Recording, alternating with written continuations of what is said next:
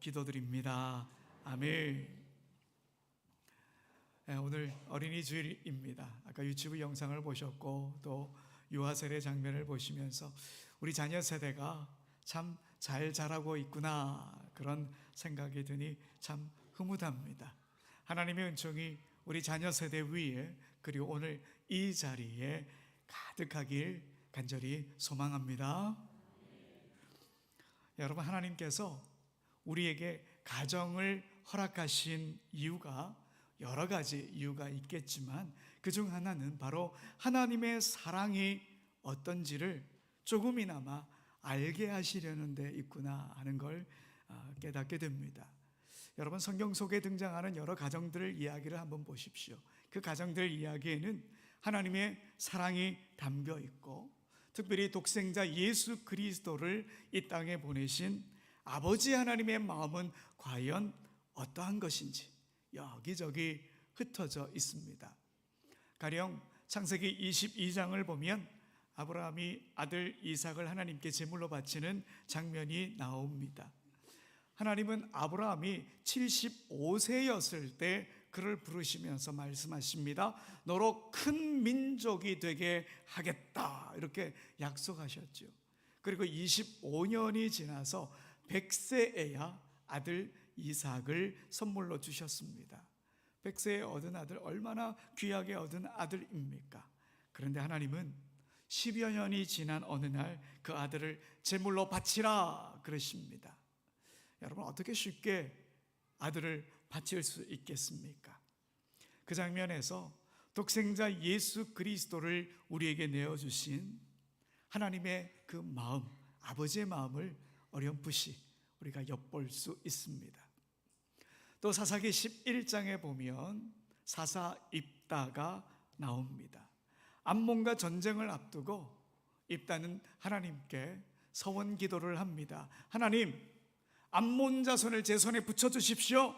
제가 승리하고 돌아오면 성문에서 가장 먼저 뛰어 달려 나오는 그를 주님께 바치겠습니다.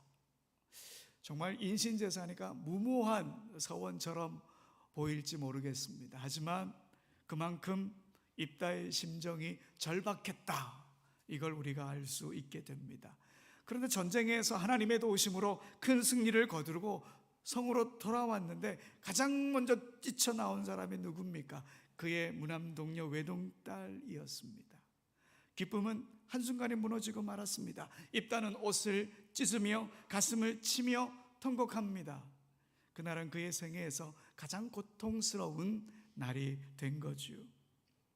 그러나 하나님과 한 약속이었기에 입다는 그 서원을 지켜야 했습니다. 하나뿐인 딸을 하나님께 바쳐야만 했던 그의 심정, 여러분 어땠을까요? 그 약속을 지켜야 한다는 마음, 여러분 바로 거기에 우리 하나님 아버지의 마음이 담겨 있습니다. 하나님께서 우리를 구원하시겠다 약속하셨고 메시아를 보내시겠다 그렇게 선언하셨습니다. 그리고 그 약속을 지키기 위해 독생자 예수 그리스도를 기꺼이 내어주셨습니다. 이렇게 입다의 이야기 속에서도 우리는 하나님의 깊은 사랑을 느낄 수 있습니다. 그리고 오늘 우리가 읽은 바로 이 본문 또한 독생자 예수님을 우리에게 보내신 하나님 아버지의 마음을 엿볼 수 있습니다. 다윗과 그의 아들 압살롬 사이에 벌어진 참으로 가슴 아픈 이야기입니다. 압살롬은 아버지 다윗을 몰아내고 자기 스스로 왕이 되려고 반역을 일으켰지요. 그로 인해서 부자 간에 전쟁이 벌어졌습니다. 하지만 그 사건의 뿌리는 훨씬 이전인 11년 전으로 거슬러 올라갑니다. 압살롬에게는 다말이라고 하는 아리따운 누이 동생이 있었는데요. 그런데 이복형인 암논이 그녀를 욕보였습니다. 그때 다윗은 왕으로서도 아버지로서도 아무런 조치를 취하지 않았습니다. 이를 보고 압살롬이 분노를 한 거예요. 그래서 그의 형 암논을 죽이고 자기는 외가로 도망을 쳐버립니다. 그가 3년 뒤에 예루살렘으로 돌아왔지만 아버지 다윗은 그를 외면해버립니다. 시간이 흘러도 아버지는 마음을 열지 않으니까 결국 압살롬은 마음속에 반역의 칼을 갈기 시작했습니다. 오랜 시간 4년 이상 준비한 반란이었습니다. 하지만 다윗은 아들의 마음 전혀 눈치채지 못했습니다. 결국 급하게 다윗은 도망을 치게 되었고요. 이후에 신하들의 도움을 받아 전열을 정비한 다윗은 반란을 진압하게 되지요. 하지만 그 과정에서 아들 압살롬이 전사하고 맙니다. 그 소식을 들은 다윗은 마음이 찢어지는 아픔에 성문 위에 있는 다락방으로 올라가 통곡하며 울부짖습니다. 내 아들 압살롬아, 내 아들아, 내 아들 압살롬아, 너 대신 차라리 내가 죽었더라면 더 좋았을 것을. 압살롬아, 내 아들, 내 아들아. 이렇게 울부짖었습니다. 반란은 끝났고 왕권은 회복되었지만 철없는 아들이 결국 죽음에 이른 그 현실 앞에 다윗은 스스로를 자책합니다. 아버지로서 아무것도 해주지 못한 지난날의 그 무책임함이 가슴 깊은 곳에서 후회와 슬픔으로 솟구쳐 오른 거지요. 그런데 이 통곡조차 오래 이어갈 수 없었습니다. 군사들은 반역자를 처단하고 나라를 지켰다며 의기양양해 있는데 정작 왕은 반역한 그 아들의 죽음 앞에 식음을 전폐했다, 울고 있다, 그 소문이 그냥 쫙 퍼져버린 거예요. 그러니 군사들의 사기가 바닥을 치고 말았습니다. 그 모습을 보고 요압 장군이 다윗에게 나아가 강하게 항의합니다. 왕이여, 이렇게 하시면 안 됩니다. 나라를 지킨 이들을 격려하고 위로해야지요. 백성을 위해서라도 슬픔은 그만하시고 왕좌에 앉으소서 항의하지요. 결국 다윗은 아버지로서의 아픔을 삼킨 채 군사들과 백성 앞에 왕으로서 다시 서게 됩니다. 여러분, 이 장면은요, 십자가에 달리신 예수님을 보시는 아버지 하나님의 마음을 떠올리게 합니다.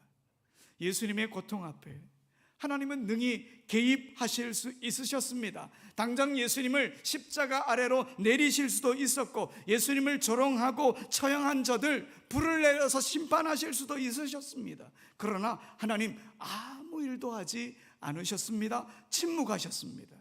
왜일까요? 아버지로서의 슬픔을 삼키며 구원의 약속을 이루어야 했기 때문입니다. 다윗이 눈물을 삼키며 왕의 자리에 앉았듯이 하나님께서도 자신의 능력을 다 거둬들이시고 십자가 앞에서 침묵하셨습니다. 그 침묵은 사랑이었습니다. 그 인내는 약속의 완성이었습니다. 여러분, 가정은 이렇게 하나님의 사랑을 조금이나마 느끼고 배울 수 있는 삶의 학교입니다. 부모와 자녀, 남편과 아내, 형제 자매 관계 속에서 우리는 때로 아프기도 하고 때로는 눈물을 흘리기도 하겠지만 그 모든 순간 속에 하나님의 사랑이 비춰지고 있다, 이 사실을 기억해야 합니다. 여러분, 우리 가정을 통해 우리 모두가 하나님의 깊은 사랑을 깨닫게 되길 소원합니다. 그런데 오늘 본문을 보면요, 독생자 예수님을 보내신 하나님의 아버지의 그 사랑을 엿볼 수 있는 것만큼이나 중요한 것이 있습니다. 우리는 다윗의 개인적인 고통과 깊은 후회의 감정도 오늘 본문에서 들여다볼 수 있지요. 압살롬의 죽음 앞에서 내 아들아, 내 아들아 절규하던 그 다윗의 눈물, 여러분, 단순한 비통함으로 끝날까요? 아닙니다. 그건 말로 다 표현할 수 없는 아버지의 후회의 눈물, 정말 회한 담겨져 있는 아버지의 눈물이었던 거죠. 다말이 암논에게 수치를 당할 때 그 사건을 묵인하지 않고 즉시 암논을 불러서 꾸짖고 올바르게 훈육을 했더라면 압살롬이 그렇게까지 분노하지 않았을지도 모릅니다. 또 압살롬이 형 암논을 죽였을 때 그를 즉시 불러서 징계하고 공의로운 조치를 했더라면, 혹은 3년 후에 돌아온 아들을 더 이상 외면하지 않고 따뜻하게 품었더라면 반역까지는 이르지 않았을지도 모릅니다. 더 거슬러 올라가 볼까요? 다윗이 너무 많은 아내를 두었던 것부터 이미 균열이 시작되었는지도 모릅니다. 성경에 기록된 공식적인 다윗의 아내 9명입니다.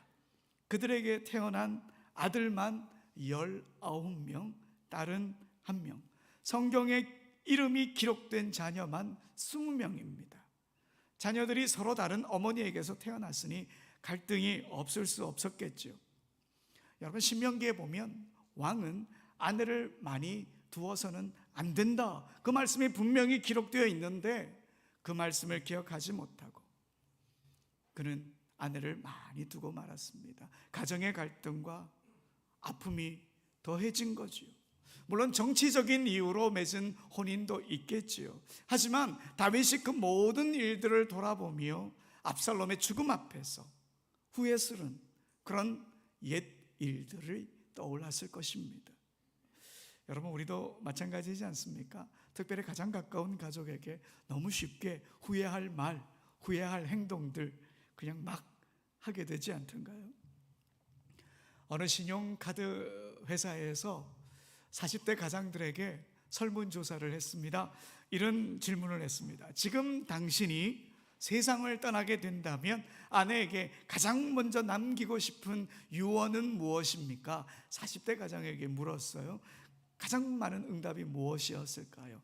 1위한 응답이 바로 미안해 였다고 합니다. 그만큼 많은 남편들이 가장 가까운 사람인 아내에게 후회스러운 말도 많이 하고 행동도 많이 했다, 이 말이겠죠. 그래서 삶의 마지막 순간에라도 진심을 담아 사과하고 싶은 그런 마음이 들었다 하는 것일 것입니다.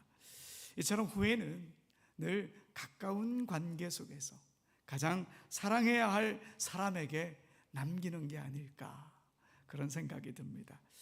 저도 제 아들에게 참 미안한 일이 많습니다. 사역을 핑계 삼아서 아이를 혼자 두는 일이 잦았거든요. 5살쯤 되었을까요? 어느 주일 엄마 아빠가 모두 교회 사역에 바빠서 아이를 제대로 챙기지 않았는데 그만 아이가 사라져버린 겁니다. 1시간 동안 찾았는데 아이가 없어요. 아내 눈에는 눈물이 글썽글썽하고 저희는 이리저리 찾아다니느라 발을 동동 굴렸어요. 한참 후 아무 일도 없는 것처럼 이 아들이 친구 자전거를 타고 유유자적하며 돌아와요. 부모 입장에서는 어땠을까요? 돌아온 아이를 보자마자 얼마나 야단을 쳤는지 모릅니다. 그 소문이 금세 교회에 그냥 다 퍼졌어요.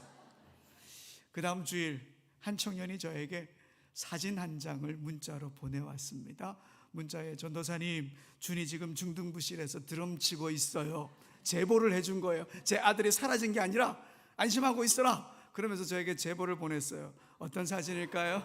바로 이 사진을 보내왔습니다.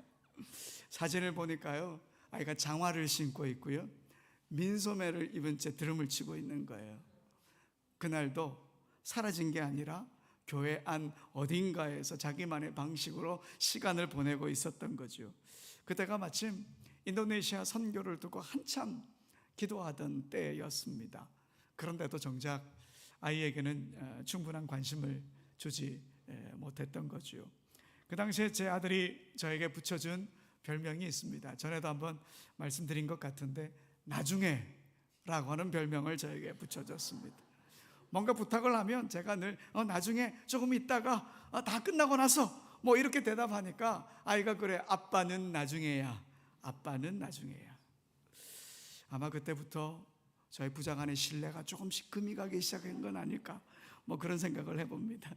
인도네시아로 떠난 이후에도 아이를 혼자 두는 시간이 많았고요. 지금도 그 시절 생각하면 참 미안한 마음이 듭니다. 방금 그 사진 볼 때마다 이런 생각을 하죠. 다시 그 순간으로 돌아가게 된다면 함께 시간을 더 많이 내어줄 수 있을까? 지금보다는 분명 더 많이, 더 자주 함께 해줄 것 같다, 그런 후회의 생각이 들곤 합니다. 여러분들도 그러시죠? 문득 떠오르는 그런 후회가 있으시죠? 미안했던 순간 분명히 있을 것입니다. 그럴 때 우리는 어떻게 해야 할까요? 가장 좋은 건 그때 문제를 해결하는 겁니다. 미안한 마음이 들면 곧바로 용서를 구하고 상황을 정리해야죠. 시간을 놓쳐버리면 나중엔 아예 그 기회조차 사라질지도 모르기 때문입니다. 여러분, 후회는요, 과거의 영역에 속합니다. 우리는 그 안에만 머물 수가 없어요. 지금 더 나은 삶의 자리로 나아가야 하지 않습니까? 그래서 사도 바울은 그 유명한 말 우리에게 이렇게 선포합니다. 고린도후서 5장 17절의 말씀입니다. 우리 함께 크게 읽어봅시다. 그런즉 누구든지 그리스도 안에 있으면 새로운 피조물이라, 이전 것은 지나갔으니 보라 새 것이 되었도다. 아멘. 예수 그리스도 안에 있으면 우리는 새로운 피조물인 거예요. 이미 새로운 피조물이 되었어요. 그렇다면 더 이상 과거에 얽매여 있을 수 없습니다. 과거는 이미 지나갔어요. 그 무게를 떨쳐내야 우리는 새로운 삶으로 나아갈 수 있는 거지요. 그런데 여러분, 꼭 기억해야 할 게 있습니다. 하나님은 우리의 후회와 우리의 실수에도 불구하고 여전히 일하신다 하는 겁니다. 우리는 후회가 남아서 이 과거를 어떻게 할까 걱정할지 모르겠지만, 하나님은 그 후회 속에서도 하나님의 일을 하십니다. 하나님의 당신의 일을 멈추지 않으십니다. 여러분, 애굽의 총리가 되었던 요셉을 한번 보십시오. 그를 팔아버렸던 형들 어떻게 했을까요? 후회의 마음이 가득했습니다. 창세기 42장 21절에 보면 그들이 서로 말하되 우리가 아우의 일로 말미암아 범죄하였도다. 그가 우리에게 애걸할 때에 그 마음의 괴로움을 보고도 듣지 아니하였으므로 이 괴로움이 우리에게 임하도다. 지금 형들이 어떻게 합니까? 후회하고 있는 거예요. 동생이 미워가지고 잘못된 선택을 했고 결국 후회하고 있는 거예요. 하지만 하나님은 그 후회마저도 사용하셔서 요셉을 믿음의 사람으로 빚어내셨어요. 한 나라의 총리가 되게 하셨지요. 하나님은 우리의 후회와 실수에도 여전히 일하시는 분이니 지금 이 순간을 귀하게 여기십시오. 그래서 과거는 떨쳐내시고 과거에 미안한 일은 미안하다고 끝내시고 지금 과거에 발 묶여 있어서는 안 됩니다. 하나님은 오늘도 우리의 삶을 선하게 이끄시기 때문입니다. 그러게 우리는 지금 이 순간 더 충실하게 살아야 되고 더 이상 후회할 일을 만들지 않도록 성령의 지혜를 구해야 하는 것입니다. 20세기 신학자, 20세기를 대표하는 신학자 중에 한 사람인 폴 틸리라고 하는 신학자가 있습니다. 그의 설교집에 보면 영원한 지금이라고 하는 책이 있습니다. 그 영원한 지금은 현재라고 하는 시점을 강조하고 있는 설교입니다. 그가 말하기를 현재의 한복판에 영원한 것이 존재한다 이럽니다. 여러분, 현재는 지금인데 영원은 계속되는 시간이잖아요. 야, 어떻게 현재와 영원히 함께 할 수 있느냐 이야기를 하는데 그는 이야기합니다. 현재 속에 영원히 함께한다. 무슨 뜻이냐? 현재는 우리 인생 전체에서 보면 정말 작은 일부분에 지나지 않지만 영원히 우리에게 침투해 온다는 것. 이 영원이 뭐냐? 곧 우리 하나님을 뜻합니다. 그래서 영원한 지금이라고 하는 것은 지금 현재를 살면서도 하나님의 영원한 시간을 체험할 수 있는, 하나님의 임재 안에 들어갈 수 있는 그 시간을 말하는 겁니다. 결국 현재는 하나님의 뜻 안에 살아가는 시간이다, 이걸 말하면서 영원한 지금이다 이 말을 사용한 것이지요. 그리고 그가 과거에 집착하는 이들을 향해서 이렇게 말합니다. 그들은 과거에 붙잡혀 있기 때문에 그들 자신을 과거에서 분리할 수 없습니다. 그렇지 않으면 그들이 미래를 향하여 도피하기 때문에 현재에서 휴식할 수 없습니다. 그들은 시간의 흐름을 멈추고 우리에게 현재의 축복을 주는 영원한 휴식에 들어갈 수 없습니다. 여러분, 이 말은요, 과거의 기억에 사로잡혀 있거나 미래로 도망치기만 해서는 지금 현재라고 하는 시간을 충실하게 살아갈 수 없다 이 말입니다. 여러분, 과거에 사로잡혀 있다 이 말은 금방 이해가 가실 것인데, 그럼 미래로 도피하지 마라 이 말은 어떤 의미일까요? 이런 거죠. 좋은 대학만 들어가면, 좋은 직장만 들어가면, 넓은 집만 장만하면, 노후를 위해서 10억만 모으면, 뭐 이런 식으로 행복을 자꾸 미래로 미루는 것, 그것이 바로 미래로의 도피입니다. 마치 제가 아들에게 나중에 조금만 더 기다려, 이건 먼저 하고, 이렇게 말했던 것과 같습니다. 그렇게 말하다 보면 지금 옆에 있는 사람을 놓쳐버립니다. 지금 누려야 할 은혜와 사랑도 함께 놓쳐버립니다. 과거에 머무는 것도 미래로 미루는 것도 결국 현재를 잃어버리는 결과를 낳습니다. 그래서 우리는 지금 이 자리, 이 순간을 살아내야 합니다. 가장 가까이에 있는 가족, 친구, 옆에 앉아있는 교우들에게 후회할 말을 남기지 않도록 말이죠. 오늘을 충실히 믿음 안에서 살아가야 합니다. 아이들이 좋아하는 영화 중에 어벤져스라고 하는 영화가 있습니다.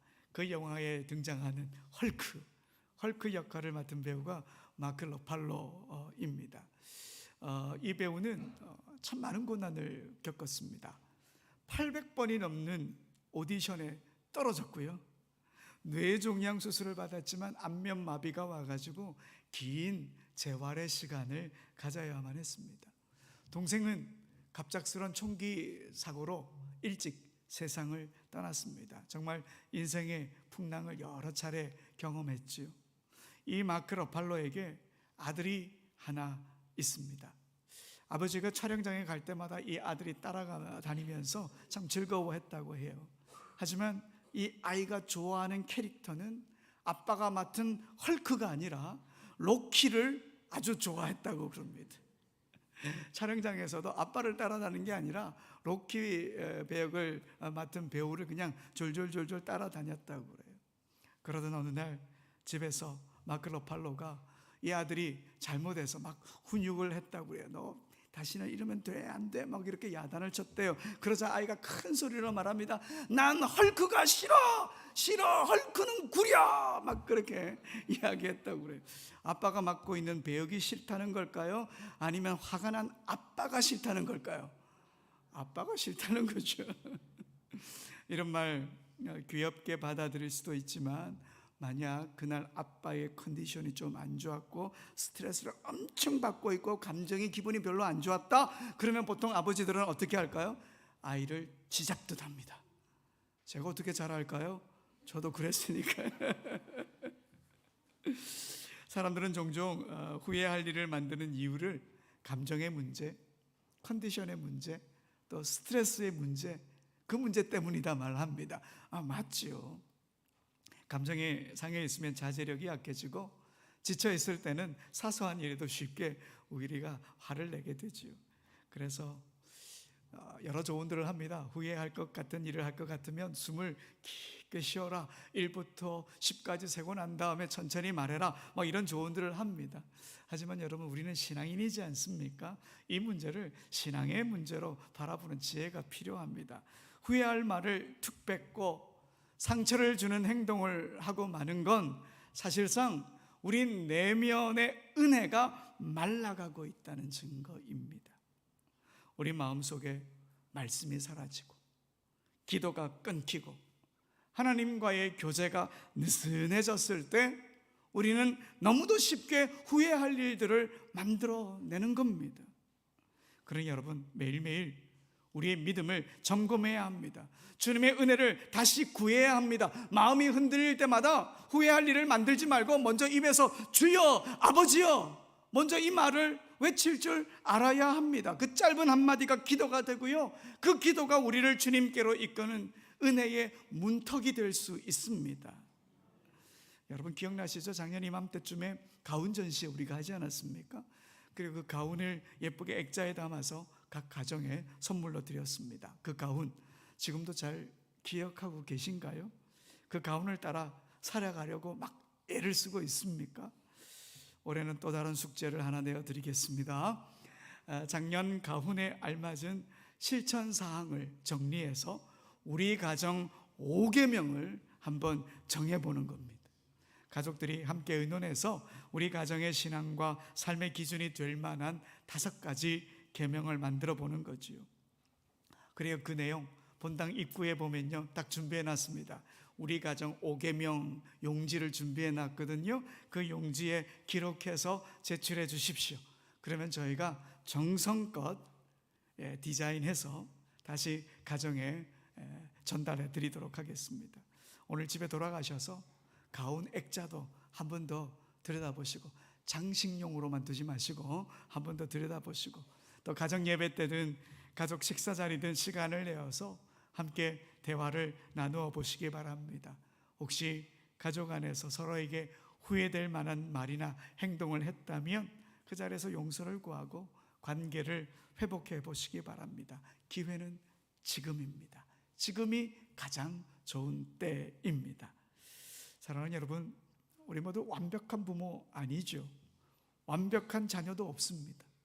그러나 하나님의 은혜 안에서 우리는 언제든 다시 시작할 수 있습니다. 우리 가정이 하나님의 사랑이 흘러넘치는 곳이 되길, 우리 자녀 세대들이 믿음으로 든든히 세워지길 우리가 간절히 소망할 수 있습니다. 여러분, 다윗처럼 후회의 눈물을 흘리지 않도록 지금 우리 옆에 있는 가족에게 더 따뜻한 말과 더 깊은 사랑을 나누며 그렇게 살아갑시다. 그리고 무엇보다 우리의 실수와 후회에도 불구하고 선하게 인도하시는 그 하나님을 바라보며 우리 가정을 말씀과 사랑으로 잘 가꾸어가는 우리 모두가 되길 간절히 소원합니다. 우리 다 같이 일어나셔서 찬송합니다. 우리 오늘 눈물로 하나의 씨앗을 심는다.